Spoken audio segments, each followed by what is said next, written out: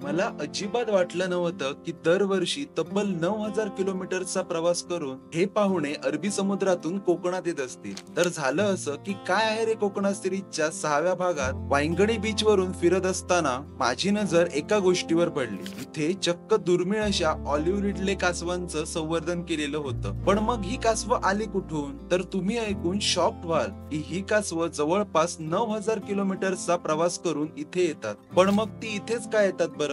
तर याचं रिझन म्हणजे आपल्या कोकणातले स्वच्छ आणि सुरक्षित समुद्र किनारे. हे कासव बऱ्याचदा समोर दिसत नाही, तर नोव्हेंबर ते मार्च या काळात रात्री किनाऱ्यावर येऊन त्यांना जिथे सुरक्षित वाटेल तिथे खड्डा खणून अंडी घालतात आणि मग खड्डा बुजवून परत समुद्रात निघून जातात. पण त्यांच्या वाळूवरील पाऊलखुणांनी त्यांनी कुठे अंडी घातली हे समजते आणि मग ती अंडी तिथून सुरक्षितपणे हॅचरीमध्ये हलवली जातात, कारण किनाऱ्यावर त्यांना कुत्रे, कोल्हे, घारी आणि अशा बऱ्याच शिकारी जीवांपासून धोका निर्माण होऊ शकतो. आता हे कासव आणि आपल्या कोकणी माणसाचं एक नातं जडलंय. गेली 31 वर्षापासून सुहास तोरसकर छंद म्हणून आणि गेली 20 वर्ष वनविभागाअंतर्गत हे कासव संवर्धनाचे काम करत आहेत. ही अंडी हॅचरीमध्ये आणून त्यांचं रोपण केल्यानंतर दिवस आणि तापमानानुसार 45 ते 55 दिवसात पिल्लू वाळूतून वर येतात. जन्माला आल्यावर ही पिल्ल हालचाल करू लागतात, त्यामुळे वाळूमध्ये एक खड्डा तयार होतो आणि त्यावरून समजते की पिल्ल आता बाहेर यायला तयार झालेली आहे. आणि मग एक विशेष दिवस ठरवून सकाळी 7च्या दरम्यान ही पिल्ल समुद्रात सोडली जातात आणि मग ही पिल्ल आपल्या चिमुकल्या नाजूक पायांनी वाळूवर पुढे पावलं टाकत समुद्रात प्रवेश करतात आणि इथून त्यांचा जीवन प्रवास सुरू होतो.